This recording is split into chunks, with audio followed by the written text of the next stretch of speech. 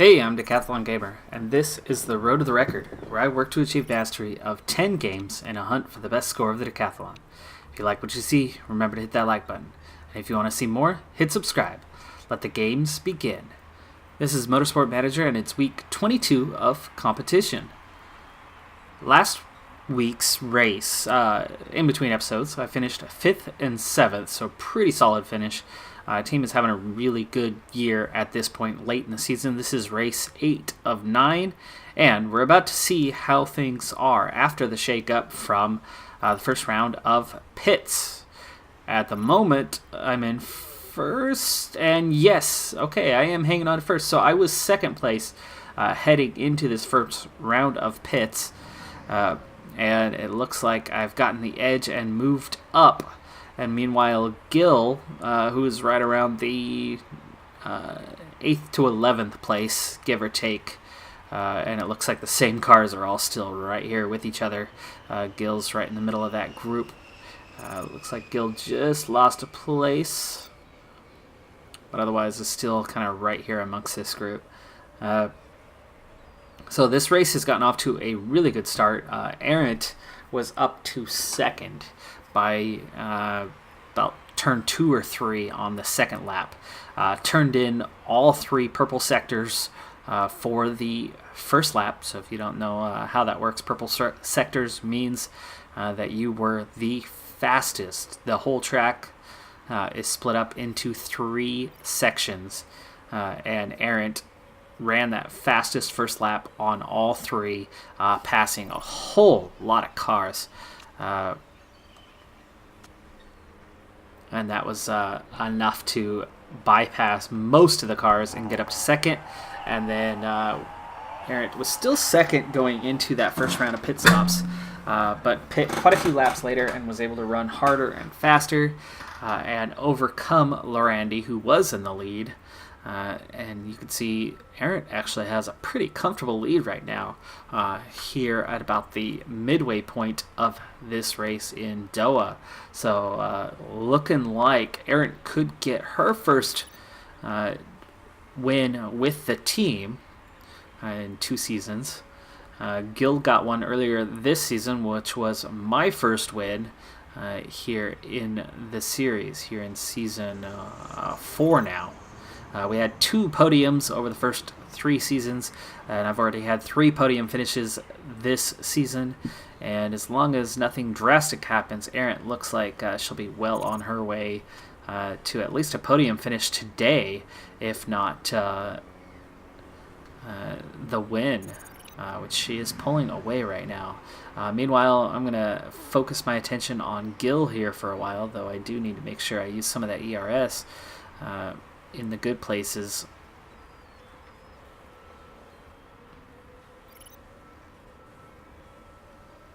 Most of the cars on the track right now are running medium tires, but a few of those early stoppers are on mediums that are quite a bit more burnt out than what I'm running right now. I need to up the pace here for Gil a little bit.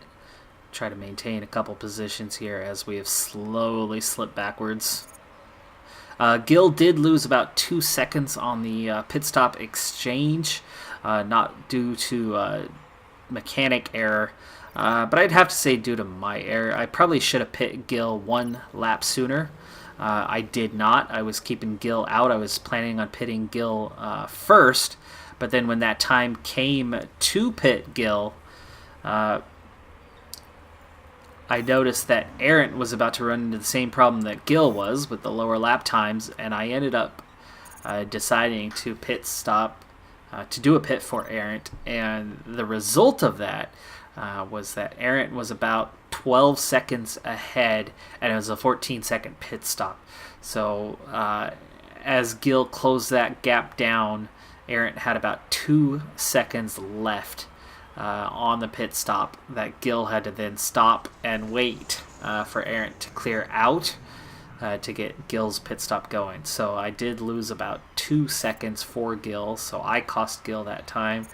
But then, as you can see, Gil still isn't running terribly fast anyway. Use a little bit of ERS here for Arndt. There you go. Nice lead. I think Errant is well on her way to winning this race.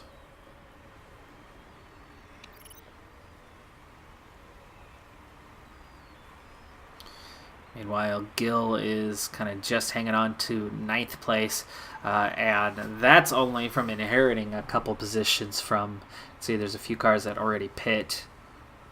I think Calderon was in this mix as well, at least was earlier.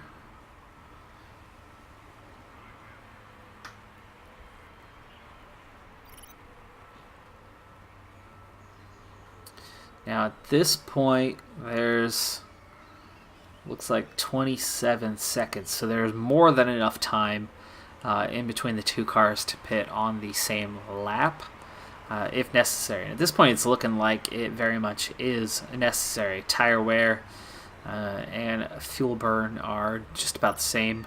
Aaron just finished another lap, just 12 to go now. 2 more laps. It looks like I can get about 10 laps out of these tires.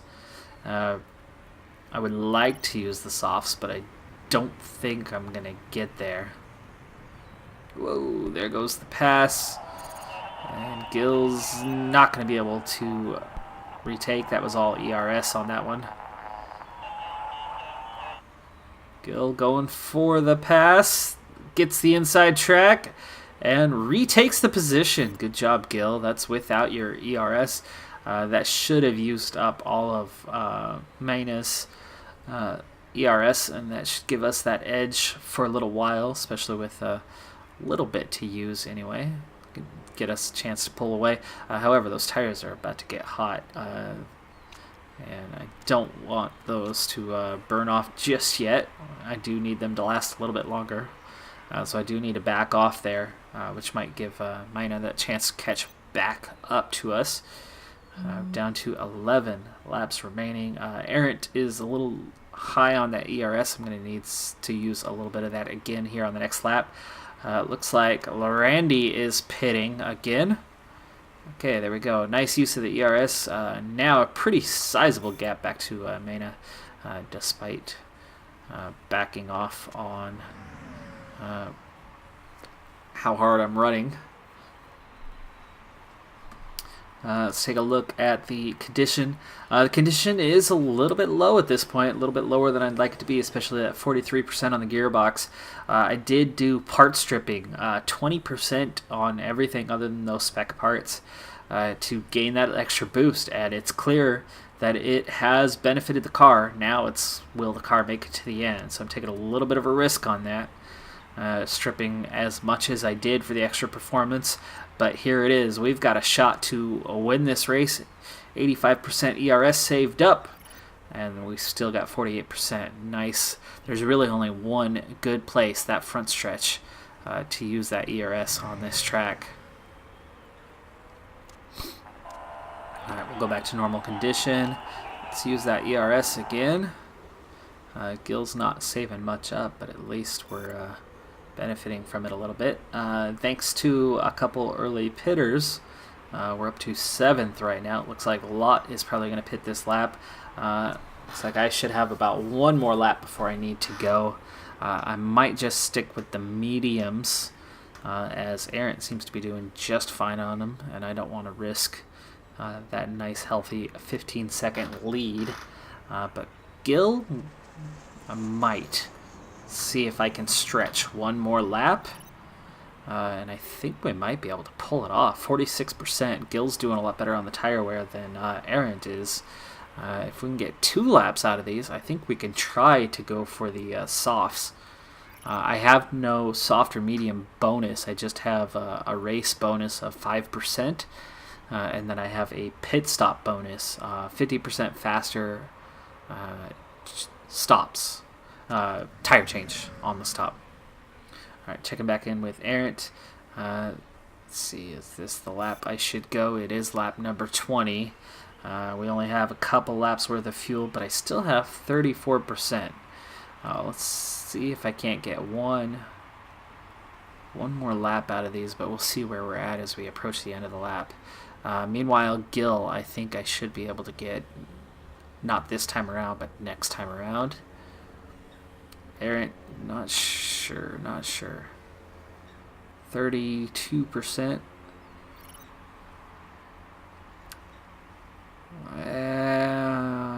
31%. Let's go ahead and stop. It is lap 20. There's only 8 laps to go. I'm going to put mediums on again. Those will definitely get me to the end. I do not need to fill up.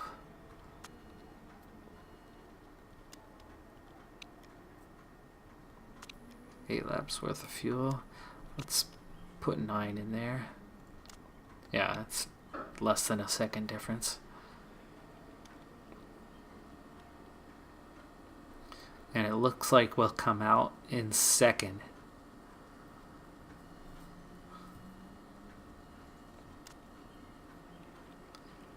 And then that'll...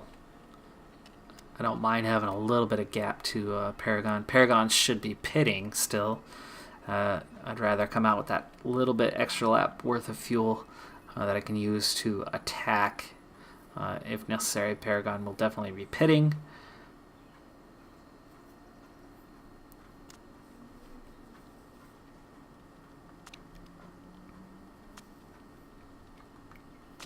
Alright, final stop for Errant. Coming up in just a moment. And we head into the pits.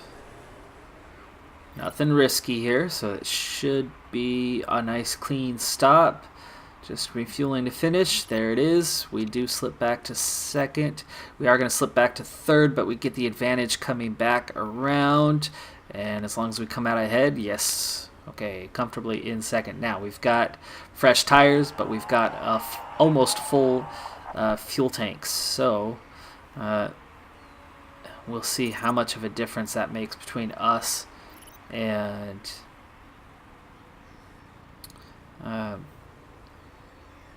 Jorg behind us. Jorg is going to pit this lap, so I'm not too worried about that. Paragon, not sure. Not close enough to Paragon to see whether Paragon's pitting this lap. Paragon might be going one more. Okay, meanwhile I need to get Gil set. Gil is going to pit this lap. Let's back that off to make sure we do make it to the end. Let's speed that up, and we're going to push, and let's try for the softs. See if you can't use that extra pace in the tires. Ooh, front wing. That's a spec part too, but they're only at about 81%. Quite a few parts are down, but I think we should make it to the end of the race anyway.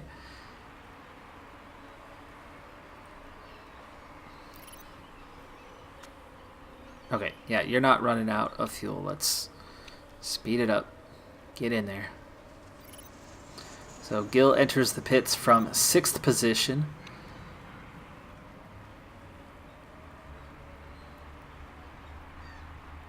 Jorg came out on soft tires as well. Alright, now we want to make it to the end here.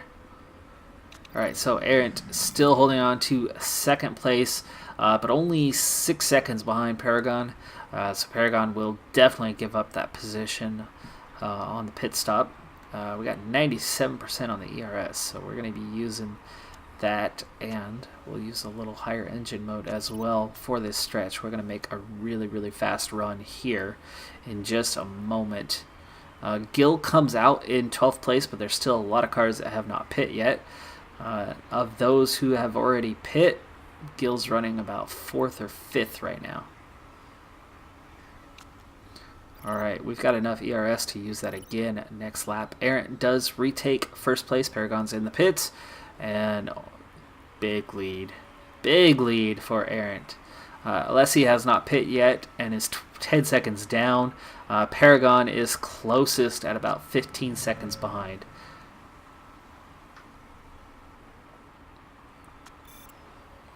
Alright, now those tires are something I definitely want to conserve towards the end. Gil's going to get more speed with a light fuel tank. and with those soft tires, but I need to conserve them to get to the end. We still have a number of laps to reach the end.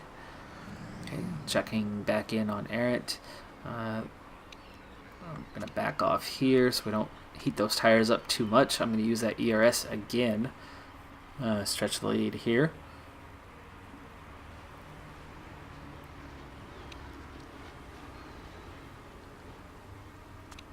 Okay, now it's down to 40%, and it's also time to back off on the engine mode. Condition, gearbox is at 32%. That should make it to the end of the race. And Arendt has a 14-second lead on Paragon, who is on soft tires.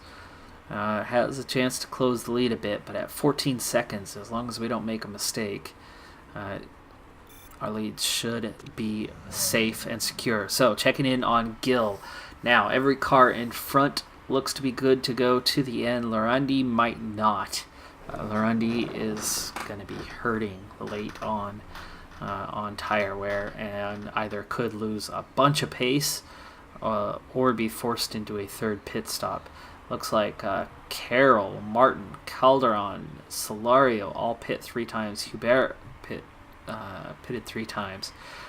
So they're all going to be a bit slower. Almost everybody's on the softs, only a few cars on the mediums.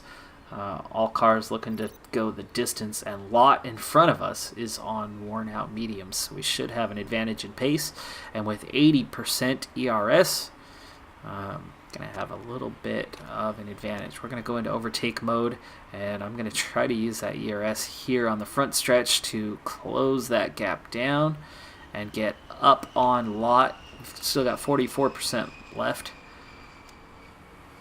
We're going to go back into high mode and see if we can't just be close. We're within 0.6 of a second now.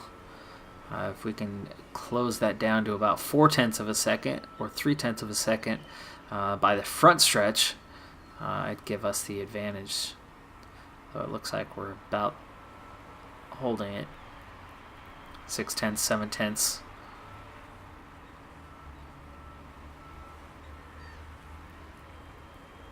This would be a good lap to overtake Lot. It would give us a chance at Pulcini before the end of the race, if we can close down Pulcini, who's already down to about 45% on mediums. There's 3 laps to go for Arendt, who's still got about a 13-second lead, so Paragon has closed the lead by about 1 second. But Arendt also has some ERS saved up again. Okay, we did not gain on Lot there. We actually lost some ground on Lot. I used just a little bit of ERS. It's down to 32%. And let's see, we are down to 2.5 laps. We are going to turn up the tire wear here real soon. Going for it. Ooh, now Lot is losing a lot of pace here. Lot's hitting that danger zone. Just used the ERS twice, still using it, trying to stay ahead of us. Lot probably just used up just about everything. Lorandi has retired. Okay, Gil's going to gain a position that way. Mechanical issue. I wouldn't be surprised at all if they tried weight stripping, and that weight stripping has caused that problem. All right, here we go. Let's go. Let's turn on the engine mode. Let's see if Gil can't make the pass here. Oh, bad spot to be coming past Lorandi. Come on, get around there. There we go. Nice. Makes the double pass. Gets around Lorandi and gets around Callum Lott. And Gil is up to 6th place. Still got 24%. We need to back off here. Only a couple laps to go. And 11-second lead for Arendt. Looking comfortable. We will use that ERS this lap. I'll be switching over there in just a second. We are going to push tires to the end. It's only 2 laps. We should be fine to go. Here we go, checking in with Arendt.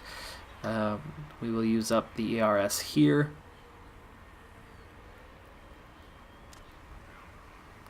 Make sure we preserve that lead. There we go. Final lap. Final lap. I'm not going to use that fuel.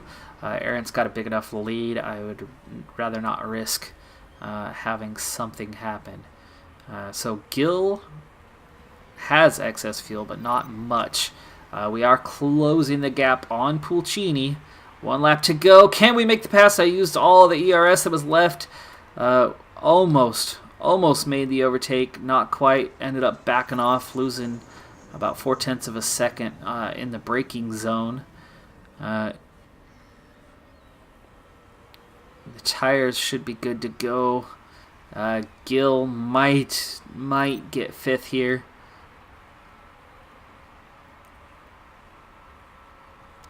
Okay, I think we have enough to go into full overtake mode. We need to check in with Arendt, who is coming around that final corner for the win. Arendt, first win. We got the win. Gill has made the pass. Gill made the pass around that outer section at the end of the backstretch, and Gill is up to 5th now. 5th place, and pulling away. Pulcini's tires are toasted. Gill's are starting to run out right now, but just in time, and just enough fuel to get to the end. We timed things right. It was good strategy with Gill waiting that 1 extra lap and going on to the soft tires.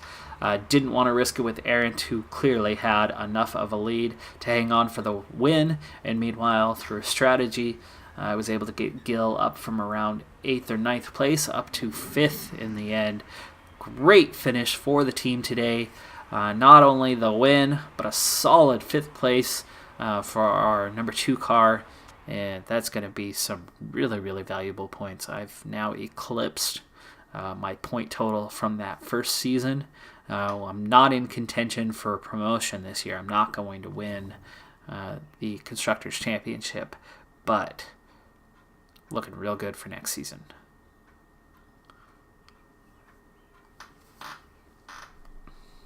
Yeah, that 1 extra lap definitely made a difference.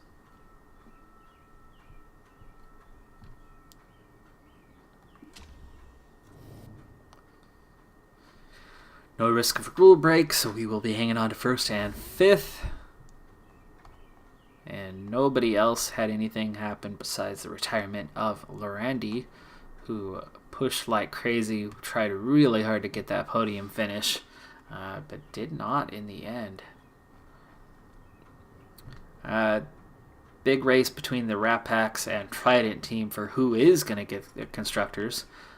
Paragon did get tops over both Trident cars, but here's that consistency of Trident, right? Rapax is definitely the better team, but Trident has been far more consistent. Rapax always seems to have one car that struggles, and they lose points. They've won the most races this year by far. That's my 2nd win this year, which I think actually puts us 2nd. I'm not even sure that Trident has a win this season. We'll look at that here in a second.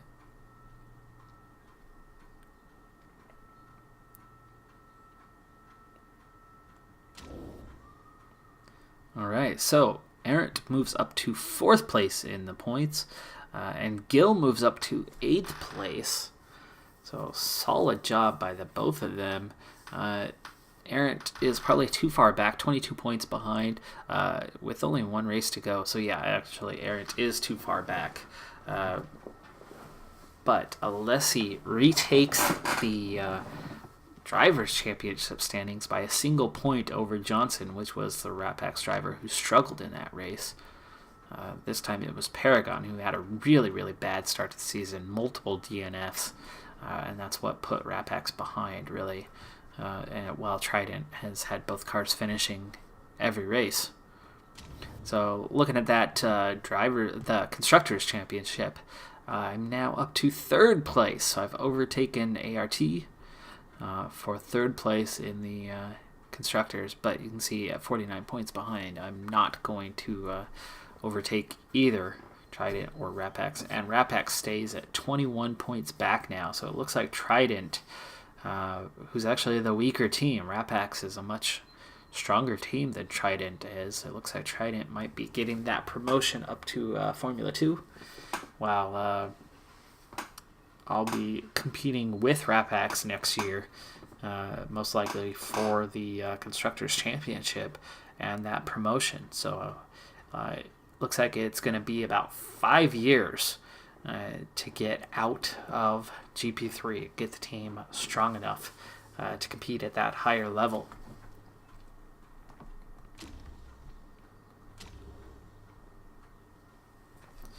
So that was a great finish, great race.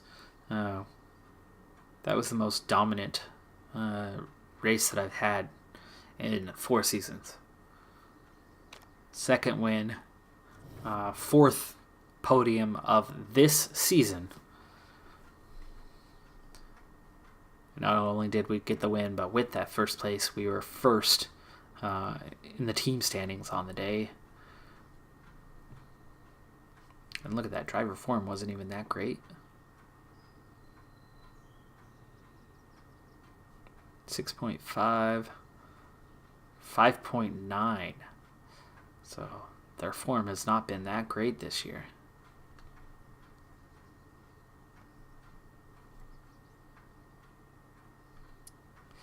We're up over 80% now on marketability. And we did make a profit on the day. We're up over 30 million as we head into the next season.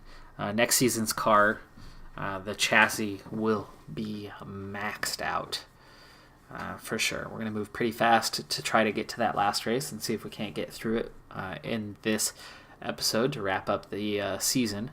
But with that, I'm already over 200 points for this year.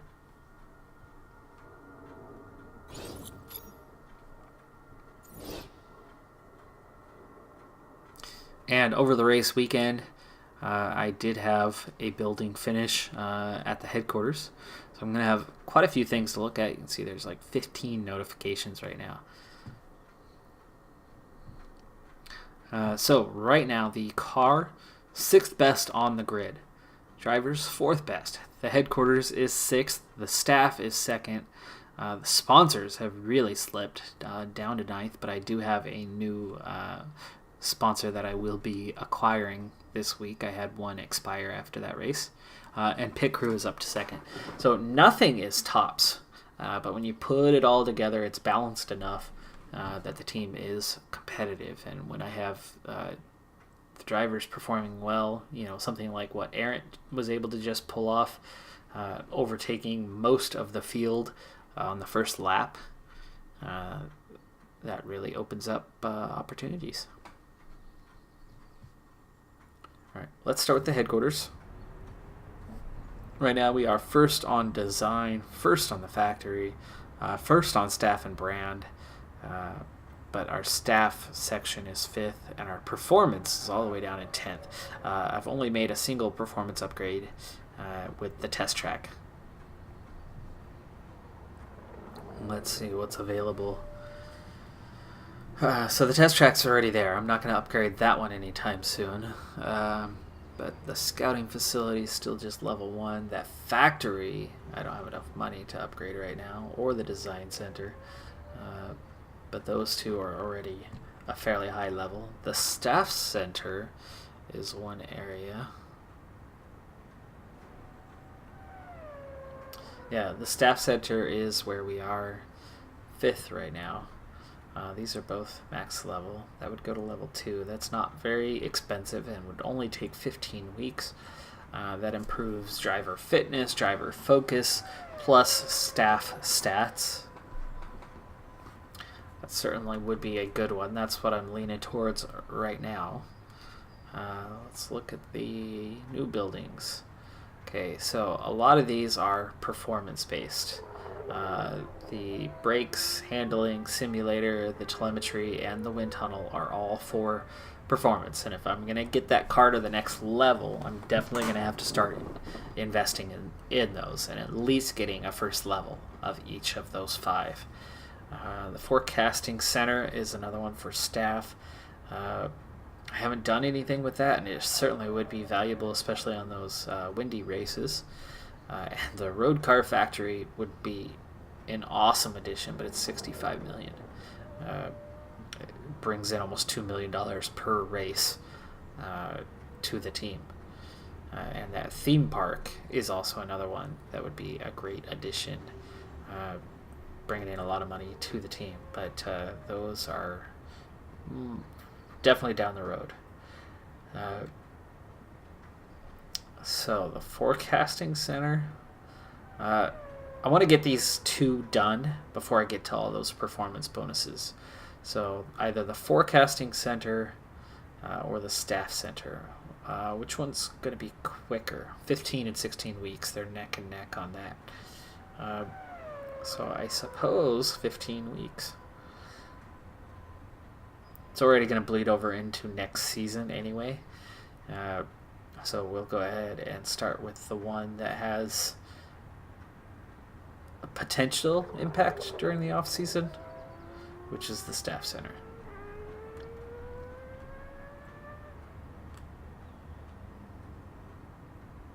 So we're adding basketball courts and a second building to the staff center.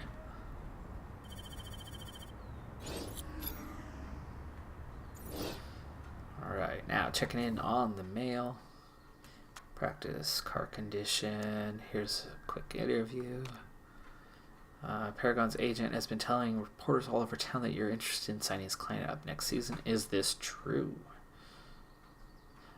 He's an interesting driver. We may look into it. That makes Paragon a little bit happy.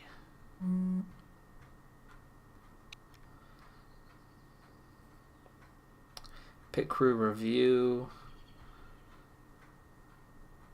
No mistakes. Let's go ahead and manage the pit crew now. This was a lot of those notifications. There's 6 of them right here on potential new hires. I did do a big shakeup with that here at the last race.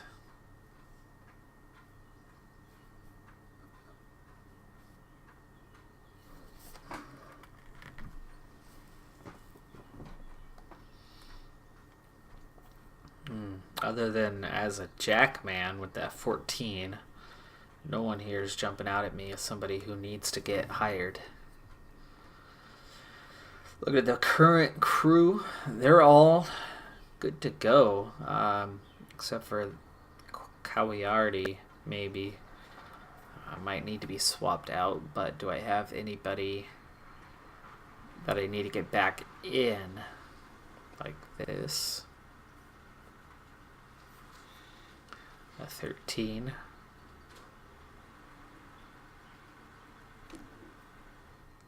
Over an 11. Oh, but the refueling takes the longest. So I have 2 here on refueling.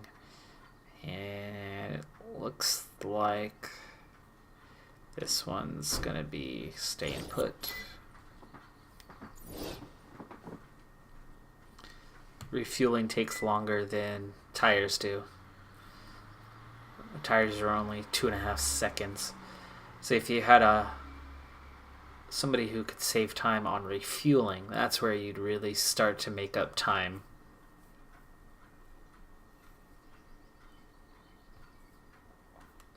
And I have 3 pit crew members that are really good at refueling. Now, I didn't look at that. Oh, see, there's a 14. It's excellent, but he's not good at tires. I still want them to at least be decent at tires, and that's not decent enough. And the stamina is only 75. So, no. Fixing really only matters somewhere around the first race. And even then, if you have to go in and fix parts, your race is kind of screwed anyway. So, fixing's not something I worry about. So strongest on tires go on the front, strongest on refueling goes on the back, and then get the best that you can get on the jacks. And speaking of jacks, here's a front jack man. Saves a little bit of time there. Okay, and here's a 13 tire man. There we go. Nothing better than an 11, and nothing better than 79 on the stamina at the 11s, where there's, 4 of them?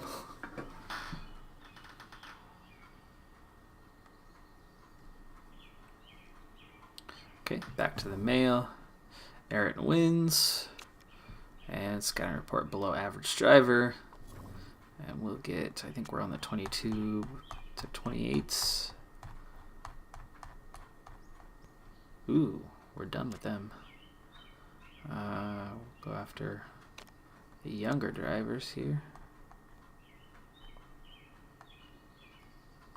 So 29s, anybody not on a team right now? Oh, here's Adam Carroll. That's our level. We'll see how he is.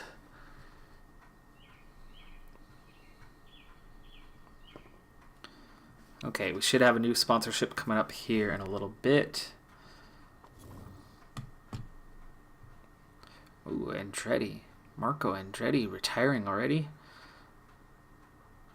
He's not that old, is he? Yeah, real life, that's what, age 30? Age 29 right now?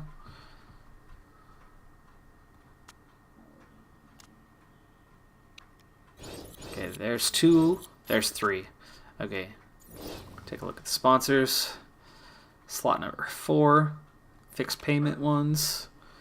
And we got 2 4-stars and a 3-star.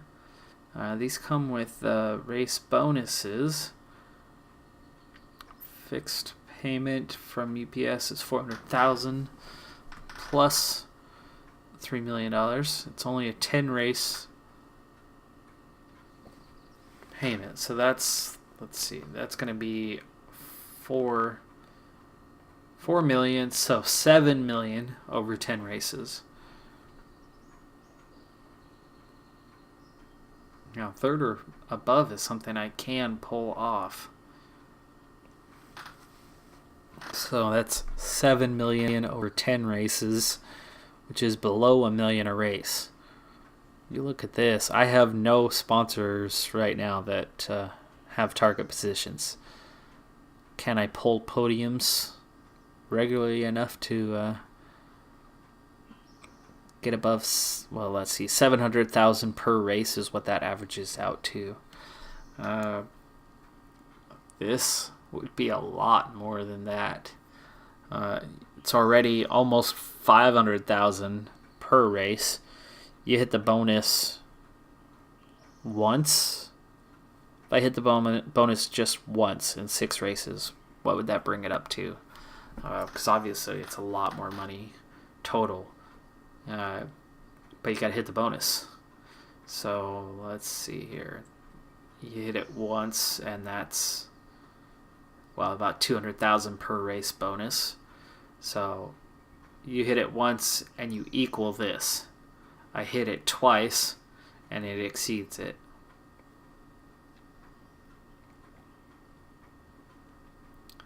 Meanwhile, this bonus is easy to hit, but I don't think it would add up as well. Let's go for this one. I can definitely hit a podium at least once in 6 races, as strong as the team is right now. And I think I can hit it more than that. And all of these deals right now are just fixed race payments or upfront.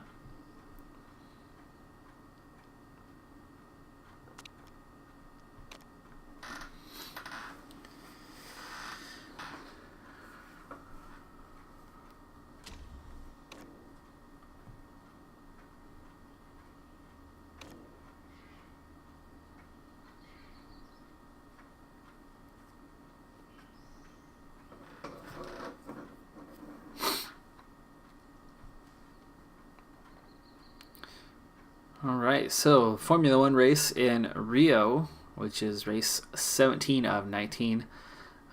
So Leclerc is running for Ferrari now, and he got the win there, and he is 4th, actually tied for 3rd with Perez.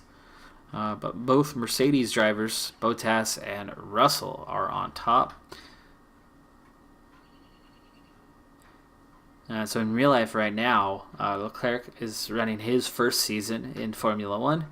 Russell is tearing up Formula 2, and Graham Rahal, the son of Bobby Rahal, is I'm not sure where he's running in real life. Is it Indy? I think he's running Indy.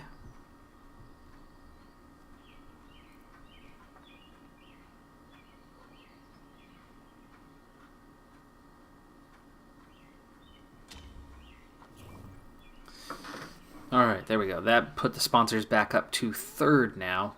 And with the new headquarters piece done, our headquarters moved from 6th up to 4th. So now everything's kind of at least middle of the pack or near the top. Nothing is number 1. But that pit crew is getting very close.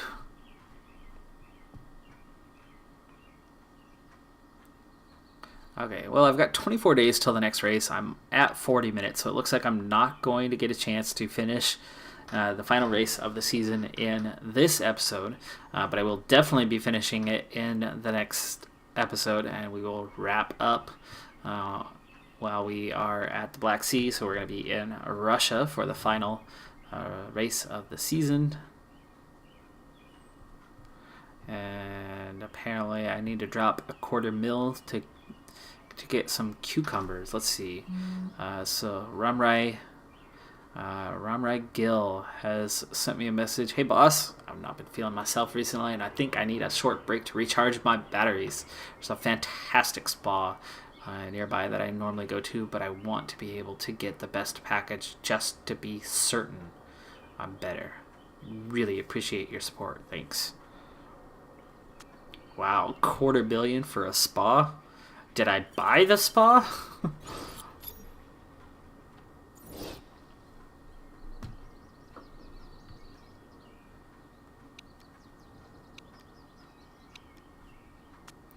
All right, so we'll take a look at this gearbox, and that'll wrap up the episode here in just a moment. We'll take a look at that gearbox and see what it does for the car once properly dealt with. So this is the Formula 2 series. Jordan King picked up the win. Paul DiResta in second. And it looks like King is the points leader now.